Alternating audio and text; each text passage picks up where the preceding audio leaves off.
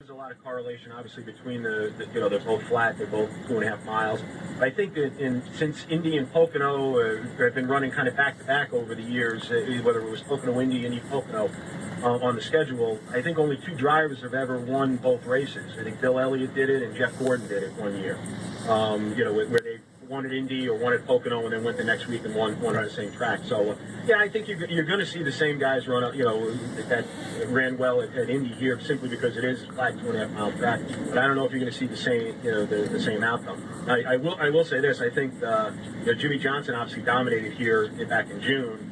And it always seems whenever they have some sort of a slip up that costs them a victory, they come back full of fire and vinegar the following week. So it could be, he obviously ran well at Indy last week. It could be another week for him to dominate this week. What is the opinion of the locals about Pocono Raceway? It appears within the last handful of years that there's been a rebirth at this racetrack. Doc and Rose Mattioli obviously constructed this place way back in the late 60s, early 70s, and it has been what it was. I mean, we would thank our 2 trips to Pocono and all that, but it seems like lately, whether it's he's sitting there eating amenities for a the fans, fish whether it's on top of this asphalt, telephone pole. This track has taken on a rebirth. And the birds keeps on messing with agree. him. I think the late Doc Mattioli, he was obviously very set in his ways.